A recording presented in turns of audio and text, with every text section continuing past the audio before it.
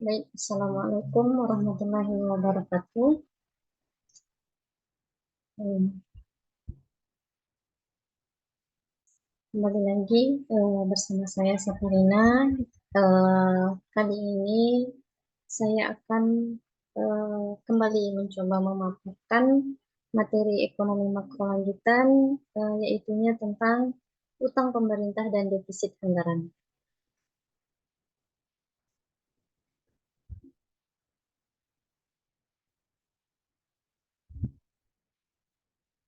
Baik, kita slideshow terlebih dahulu.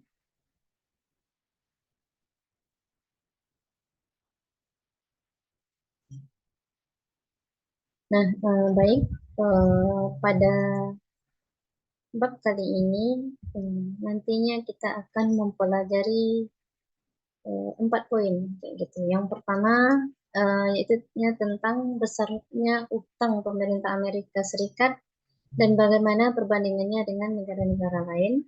Kemudian adapun bahasan yang kedua yaitu masalah-masalah dalam mengukur defisit anggaran. Kemudian yang ketiga, pandangan tradisional dan berkardian tentang utang pemerintah. Dan yang keempat, nantinya kita akan mempelajari tentang perspektif lain mengenai utang. Nah, baik. Uh, pada bab ini, pada awalan bab ini, kita akan memulainya uh, dengan melihat tabel ya, melihat tabel hutang budi pemerintah-pemerintah di dunia. Nah, pada tabel ini kita melihat ada beberapa negara ya, negara-negara besar kayak gitu, mulai dari Jepang sampai Australia kayak gitu. Nah, pada tabel ini ini tabel presentasi ya, presentasi GDP dari tahun 2014 kayak gitu. Nah, pada tabel ini salah satu cara ya untuk menilai ukuran hutang pemerintah adalah dengan membandingkan dengan jumlah utang yang telah diakumulasikan oleh negara-negara lain. Nah, adapun pada tabel 19.1 ini menunjukkan bahwa jumlah utang pemerintah untuk beberapa negara besar yang dinyatakan dalam presentasi PDB masing-masing negara. Ini ya, government debt as a percentage of GDP. Nah, kita melihat negara Jepang 142,9, kemudian sampai di Australia 3,5 persentasi PDB-nya kayak gitu. Nah, angka di sini merupakan ya adalah utang bersih. Nah, utang bersih dari dan merupakan kewajiban keuangan pemerintah dikurangi dengan aset-aset keuangan yang dimilikannya. Nah, Nah, di bagian atas ini kita melihat ya, ada Jepang, Inggris, Italia. Ini merupakan uh, 3 negara besar yaitu yang memiliki utang yang besar. Nah, 3 negara besar dan memiliki utang yang besar kayak gitu. Dan telah mengumpulkan utang yang melebihi PDB tahunannya. Nah, ini 3 negara teratas ini ya. Uh, 3 negara ini telah mengumpulkan uh, utangnya melebihi besar PDB tahunan negara tersebut kayak gitu. Nah, kemudian di bagian bawah kita juga melihat ada Switzerland, Swiss dan Australia kayak gitu. Yang memiliki akumulasi utang yang relatif kecil, 6,5 dan 3,5% kayak gitu. Nah, Amerika Serikat memiliki lebih banyak utang daripada rata-rata. Nah, Amerika Serikat, United States ya, di angka 85,5 kayak gitu. Nah, menurut standar internasional, pemerintah Amerika Serikat ini tidak terlalu boros dan juga tidak terlalu hemat kayak gitu. Nah, jadi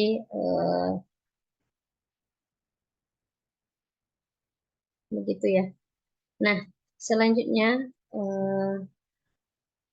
kita melihat rasio utang pemerintah Amerika Serikat terhadap PDB. Nah, adapun figur 19.1 ini selama sejarah Amerika Serikat kayak gitu. Utang pemerintah federal telah bervariasi secara substansial. Nah, gambar ini menunjukkan rasio utang federal terhadap PDB sejak tahun 1791. Kita lihat di sini ya, eh, rasio hutang Amerika Serikat dari tahun 1791 gitu. Nah, adapun utang pemerintah relatif terhadap ukuran ekonomi eh, bervariasi dari mendekati nol pada tahun 1830-an. Kita melihat di sini ya, di 1830-an kayak gitu. Eh, Kemudian hingga mencapai maksimumnya pada tahun 1946. Nah, kita melihat di sini ya, pada saat terjadinya Perang Dunia Kedua. Nah, secara historis, penyebab utama ya kenaikan utang pemerintah suatu negara adalah karena perang, kayak gitu. Nah, rasio utang terhadap PDB meningkat tajam selama perang besar dan turun perlahan selama masa damai. Nah, jadi seperti itu, kayak gitu. Nah, banyak juga ekonom mengatakan bahwa pola historis ini adalah cara yang tepat untuk menjalankan kebijakan fiskal. Nah,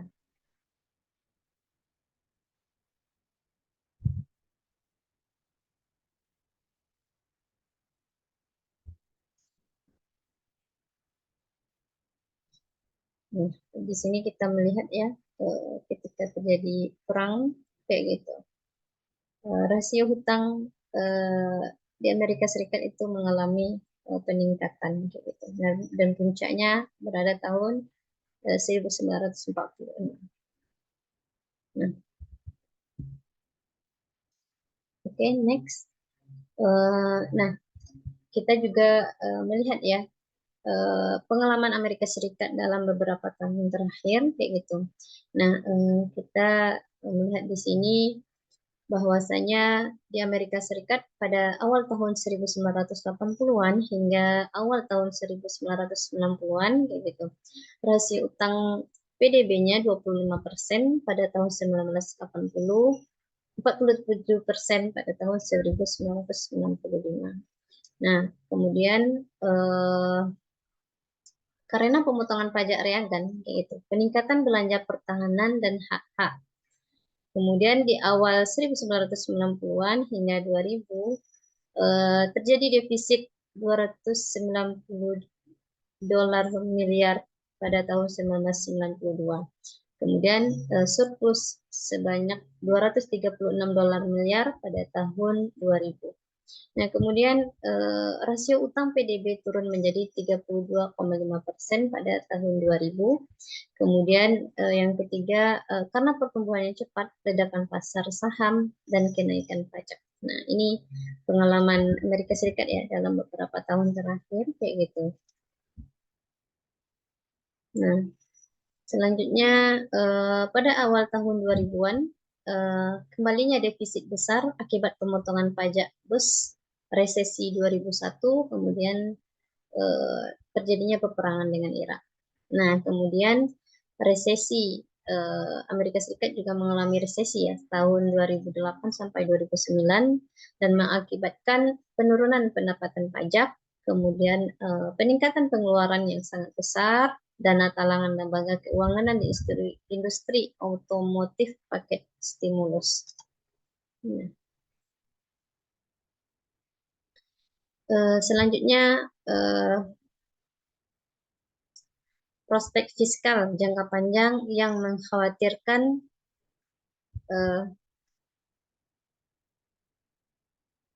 Nah, yang pertama itu populasi Amerika Serikat semakin menua. Nah, ketika para ekonom memproyeksikan jalur kebijakan fiskal Amerika Serikat selama beberapa dekade, mereka melukiskan gambaran yang mengkhawatirkan. Nah, ini ya gambaran yang mengkhawatirkan. Yang pertama tadi setelah yang kita sebutkan tadi, bahwasanya populasi Amerika Serikat semakin menua. Nah, ini merupakan permasalahan demografis ya, kayak gitu. Nah, kemajuan dalam teknologi medis telah meningkatkan harapan hidup, kayak gitu. Nah, sementara perbaikan dalam teknik pengendalian kelahiran dan perubahan norma sosial telah mengurangi jumlah anak yang dimiliki orang. Nah, oleh karena itu, perkembangan ini lansia menjadi bagian yang lebih besar dari populasi. Nah,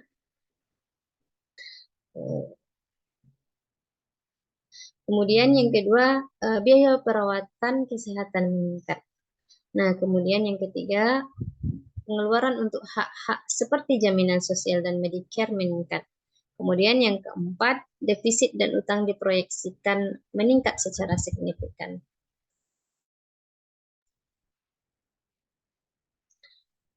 Next.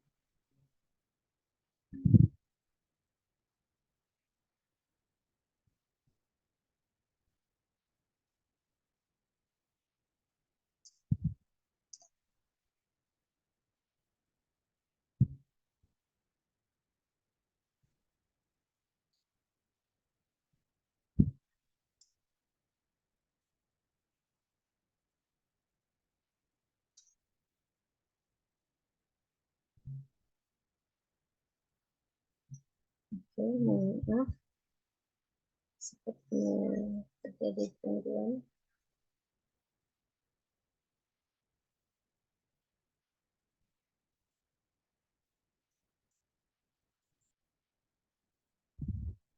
Nah, kemudian kita masuk pada masalah dalam pengukuran. Nah, masalah dalam pengukuran ini terdapat empat poin. Yang pertama itu adanya inflasi, kemudian yang kedua aset modal, kemudian yang ketiga kewajiban yang belum dihitung, kemudian yang keempat siklus bisnis. Nah, oke, kita masuk pada permasalahan pengukuran yang pertama, yakni inflasi, kayak gitu. Nah,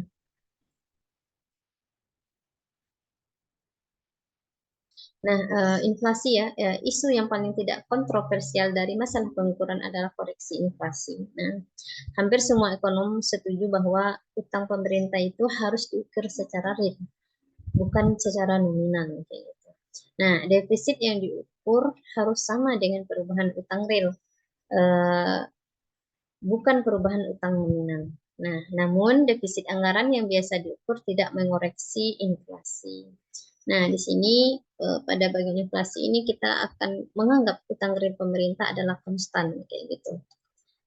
Yang mengimplikasikan defisit realnya nol. Nah, sehingga dalam hal ini utang dominan atau D-nya harus tumbuh pada tingkat inflasi. Sehingga kita mendapatkan rumus ya, delta D per D sama dengan P atau inflasi. Atau delta D sama dengan PD. Nah, di mana P ini adalah inflasi dan D adalah stok hutang pemerintah. Kemudian berikutnya yaitu defisit atau nominal yang dilaporkan adalah PD meskipun defisit realnya adalah nol. Nah, oleh karena itu kita harus mengurangkan PD dari defisit yang dilaporkan untuk mengoreksi inflasi tersebut. Nah, kemudian kita masuk pada masalah pengukuran yang kedua, yaitunya aset modal. Nah, aset modal ini banyak ekonom percaya bahwa penilaian yang akurat terhadap anggaran pemerintah defisit anggaran pemerintah yaitunya perlu memperhitungkan aset-aset pemerintah dan juga kewajiban-kewajibannya. Nah, khususnya ketika mengukur utang pemerintah secara keseluruhan, kita harus mengurangkan aset pemerintah dari utang pemerintah. Nah, oleh karena itu, defisit anggaran ini harus diukur sebagai perubahan utang dikurangi perubahan aset.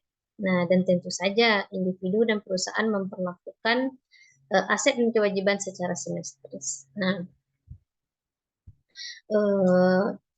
secara singkatnya ya, nah saat ini defisit itu sama dengan perubahan utang.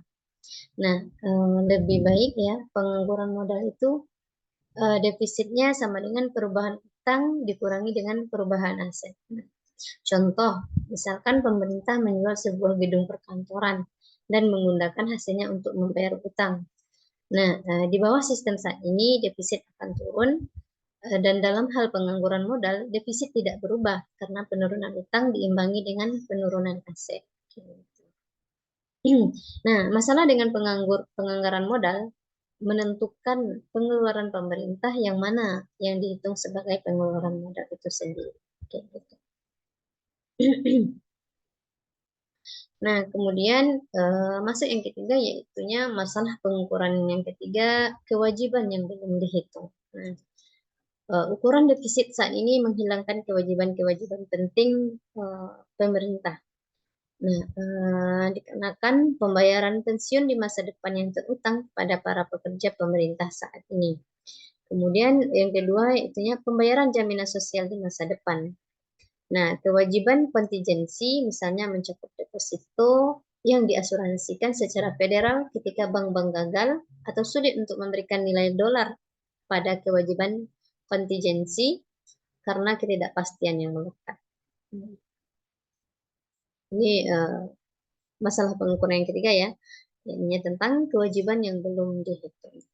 Nah, selanjutnya eh, masalah yang keempat, masalah pengukuran yang keempat yaitunya adanya siklus bisnis gitu.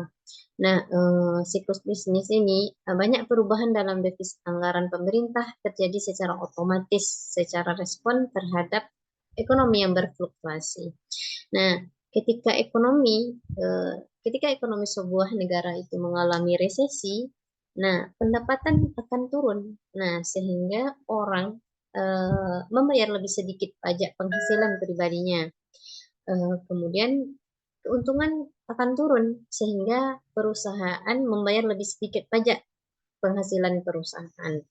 Nah, untuk mengatasi masalah ini, pemerintah menghitung anggaran eh, solusinya ya kayak gitu. Inilah siklus bisnisnya, yaitu solusinya yaitu pemerintah menghitung anggaran yang disesuaikan dengan siklus yang disesuaikan eh, alias defisit pengangguran penuh dikurangi dengan defisit anggaran yang disesuaikan dengan siklus defisit didasarkan pada perkiraan pengeluaran pemerintah dan pendapatan pajak yang akan terjadi jika perekonomian beroperasi pada tingkat output dan lapangan kerja. Nah, selanjutnya yaitu eh, kita akan masuk eh, pada sebuah pertanyaan kayak gitu. Apakah utang pemerintah ini benar-benar menjadi masalah? Nah, dalam hal ini kita akan mempertimbangkan ya pemotongan pajak dengan peningkatan yang sesuai dalam utang pemerintah. Nah, ada dua sudut pandang yang akan menjadi dasar pada bagian ini. Yang pertama itu pandangan tradisional, kemudian yang kedua yaitu pandangan Ricardian kayak gitu. Mari kita lihat satu persatu dari eh, dua pandangan ini. Nah, yang pertama kita akan masuk kepada pandangan tradisional kayak gitu. Nah, untuk menganalisis dampak jangka panjang dalam pandangan tradisional. Nah, dalam jangka pendek itu eh, untuk menganalisis ya dampak jangka pendek dari perubahan kebijakan eh, kita menggunakan model ISLM ya. Pada bab sebelumnya, pada bab 11 dan 12 ya kita telah membahas tentang model ISLM ini. Nah, yang mana model ini menunjukkan bahwa pemotongan pajak akan menstimulasi belanja konsumen, yang berarti pergeseran ekspansif pada kurva IS kayak gitu. Nah, dalam jangka pendek ini juga ketika harga-harga bersifat kaku, maka ekspansi permintaan agregat menyebabkan output yang lebih tinggi dan pengangguran yang lebih rendah. Nah, di sini kita melihat ya, dalam jangka pendek itu harga-harga akan bersifat kaku. Maka ini ya permintaan agregat akan menyebabkan Y-nya naik atau outputnya naik, dan pengangguran akan menurun kayak gitu, unemployment-nya akan menurun. Nah, dan seiring berjalannya waktu, ketika harga-harga menyesuaikan diri, maka perekonomian nantinya akan kembali ke tingkat output yang alami. Nah, itu pada jangka pendek. Nah, kemudian pada jangka panjang, untuk menganalisis dampak jangka panjang dari perubahan kebijakan ini, eh, kita melihat ya dari bab sebelumnya, yaitu pada bab 3, yang mana ya menunjukkan bahwa pemotongan pajak itu menstimulasi belanja konsumen dan mengurangi tabungan nasional. Nah, pengurangan tabungan akan meningkatkan suku bunga dan akan mengurangi investasi. Nah, ini pada perekonomian tertutup ya, kayak gitu. Nah,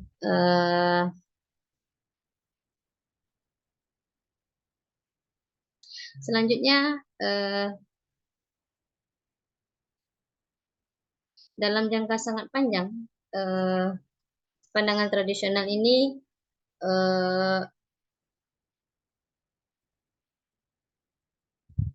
akan mempengaruhi ya pertumbuhan yang lebih lambat hingga ekonomi mencapai kondisi stabil baru dengan pendapatan per kapita yang lebih rendah.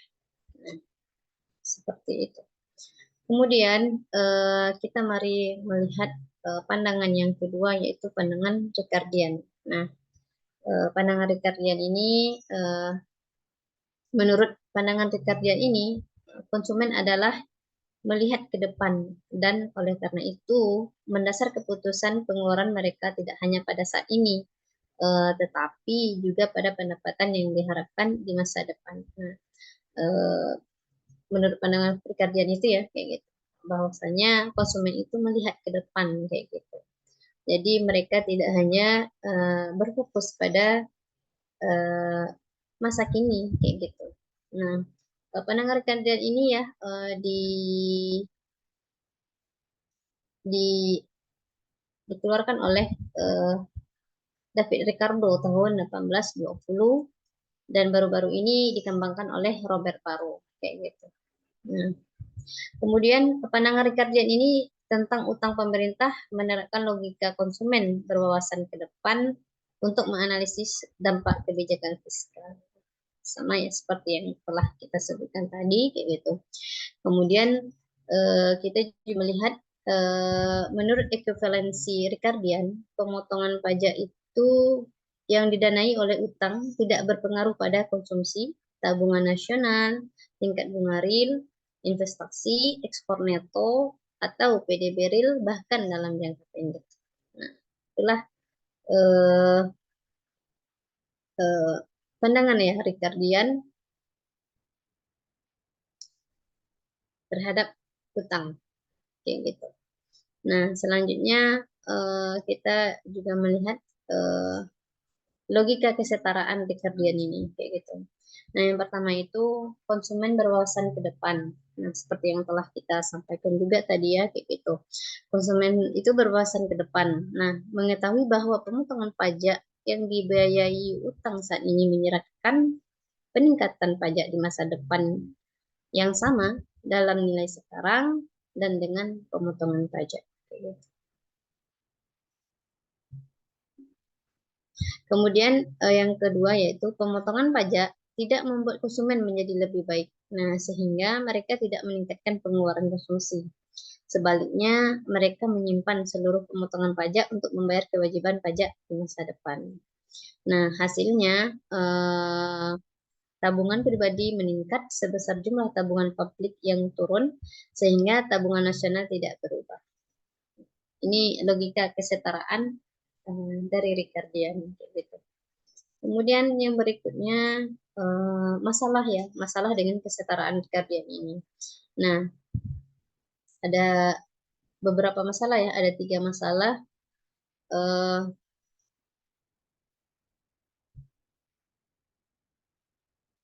dengan kesetaraan Ricardian ini. Yang pertama rabun kayak gitu. Nah, Kenapa disebut rabun? Karena tidak semua konsumen itu berpikir jauh ke depan. Nah, beberapa orang melihat pemotongan pajak sebagai rezeki numpuk. Nah, kemudian yang kedua, batasan pinjaman. Nah, beberapa konsumen juga tidak dapat meminjam cukup banyak untuk mencapai konsumsi optimal mereka, sehingga mereka menggunakan potongan pajak. Nah, kemudian yang ketiga yaitunya generasi mendatang kayak gitu. Nah, jika konsumen berharap bahwa beban untuk membayar kembali pemotongan pajak akan jatuh pada generasi mendatang, nah, maka pemotongan pajak sekarang membuat mereka merasa lebih baik sehingga mereka meningkatkan pengeluaran mereka. Nah, ini itu ya tiga masalah dengan kesetaraan Ricardian ini. Kemudian berikutnya eh, bukti yang menentang kesetaraan Ricardian.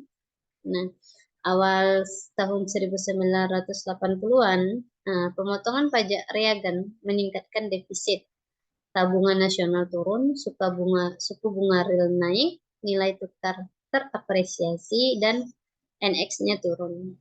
Kemudian tahun 1992, pemotongan pajak penghasilan dikurangi untuk menstimulasi ekonomi. Nah, hal ini berdampak pada dua ya. Hal ini menunda pajak namun tidak membuat konsumen menjadi lebih baik.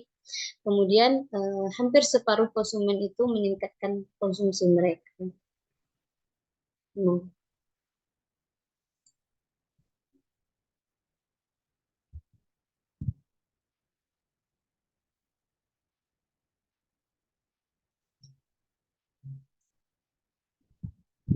Nah, ini masih lanjut ya.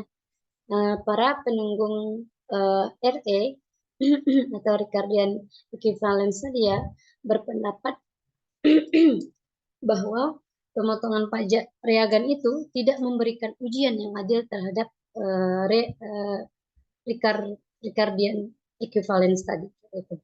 Nah, karena konsumen itu mungkin mengharapkan utang akan dilunasi dengan pemotongan pengeluaran di masa depan, bukan dengan kenaikan pajak di masa depan. Kemudian yang kedua,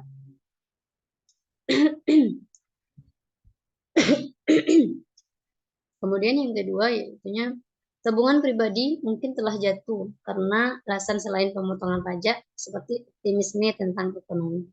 Nah, karena data dapat diinterpretasikan secara berbeda, kedua pandangan mengenai utang pemerintah tetap akan bertahan. Nah, kemudian kita masuk kepada perspektif lainnya ya. Perspektif lainnya yang pertama itu adanya anggaran berimbang versus kebijakan fiskal yang optimal. Nah, pada bagian ini beberapa politisi itu telah mengusulkan amandemen konstitusi Amerika Serikat untuk mewajibkan anggaran pemerintah federal yang berimbang setiap tahunnya. Kemudian yang kedua, banyak ekonom yang menolak usulan ini dikarenakan dengan alasan bahwa defisit itu harus digunakan untuk menstabilkan output dan lapangan pekerjaan. Kemudian yang kedua, meratakan pajak dalam menghadapi pendapatan yang berfluktuasi. Kemudian yang ketiga yaitu mendistribusikan kembali pendapatan antar generasi bila diperlukan. Nah, kemudian kita masuk ke perspektif yang kedua yaitunya adanya efek fiskal pada kebijakan moneter. Nah, adapun poin-poin yang dapat kita ambil pada efek fiskal pada kebijakan moneter ini, yang pertama itu defisit pemerintah dapat dibiayai dengan mencetak uang. Nah, kemudian yang kedua, utang pemerintah yang tinggi dapat menjadi insentif bagi pembuat kebijakan untuk menciptakan inflasi atau mengurangi nilai real utang dengan mengorbankan pemegang obligasi.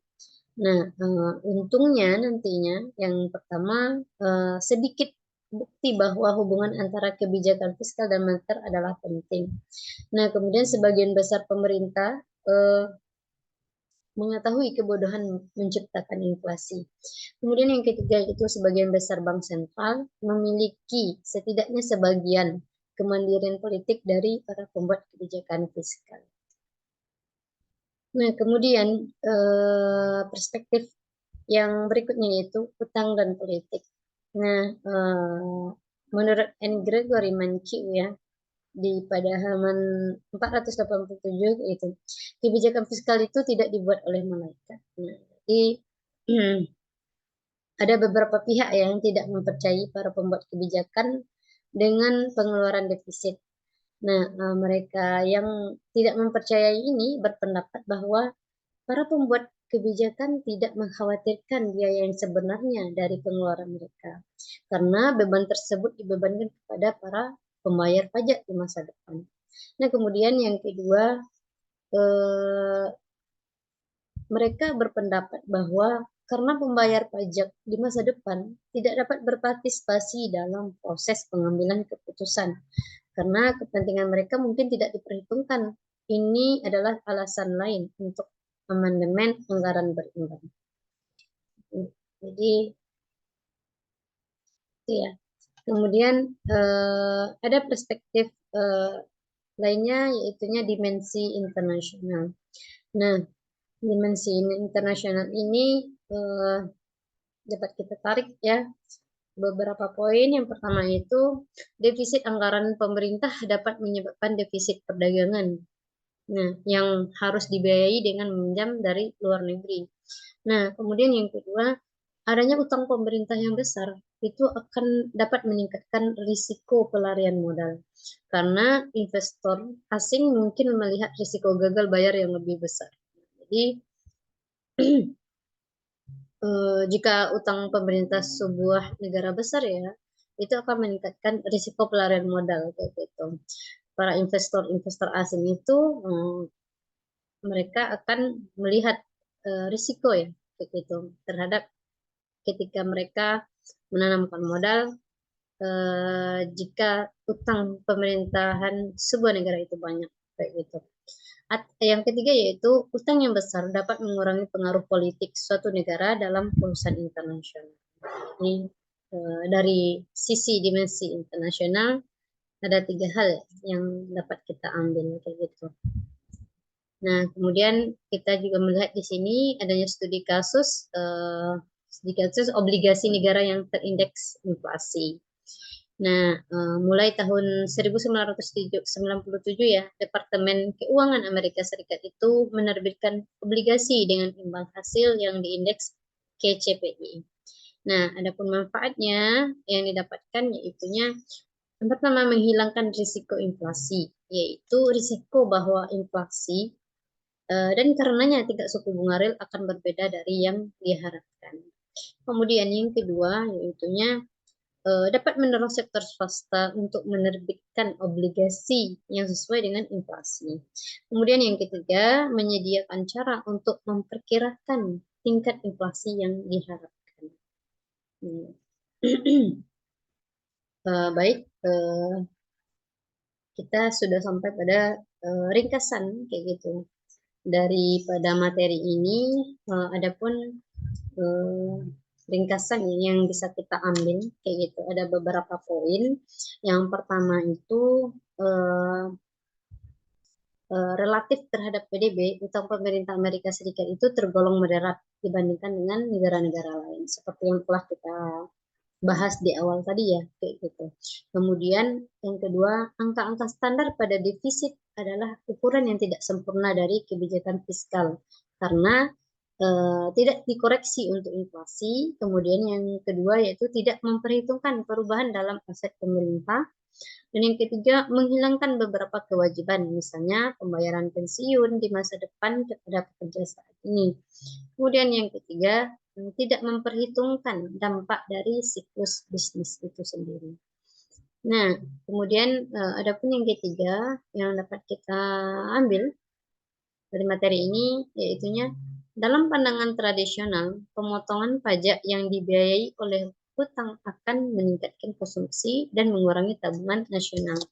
Nah, dalam ekonomi tertutup, hal ini menyebabkan suku bunga yang lebih tinggi, investasi yang lebih rendah, dan akan berdampak pada standar hidup jangka panjang yang lebih rendah juga, kayak gitu. Nah, dalam ekonomi terbuka, hal ini menyebabkan apresiasi nilai tukar. Nah, penurunan ekspor neto atau peningkatan defisit perdagangan.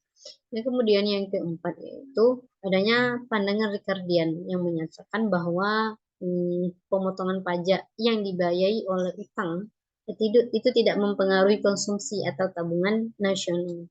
Nah, dan oleh karena itu tidak akan mempengaruhi suku bunga, investasi ataupun ekspor neto. Kemudian adapun yang kelima, poin yang kelima yaitunya sebagian besar ekonom itu menentang dengan adanya aturan anggaran berimbang yang ketat karena mereka melihat dengan adanya aturan anggaran yang berimbang yang ketat itu akan menghambat penggunaan kebijakan fiskal itu untuk menstabilkan output kayak gitu. Dan kemudian juga akan menghambat memperlancar pajak atau meredistribusi beban pajak antar generasi. Nah, kemudian yang keenam, adanya utang pemerintah itu dapat menimbulkan dampak lain. Nah, jadi utang pemerintah ini dapat menimbulkan dampak-dampak lain ya, kayak gitu. Yang dapat menyebabkan inflasi politisi, dapat mengalihkan beban pajak dari generasi sekarang ke generasi mendatang, dapat mengurangi pengaruh politik negara dalam urusan internasional, atau menakut-nakuti investor asing untuk menarik modalnya dari negara tersebut. Nah, sekian presentasi dari saya tentang utang pemerintah dan defisit anggaran. Semoga bisa kita pahami. Wassalamualaikum warahmatullahi wabarakatuh.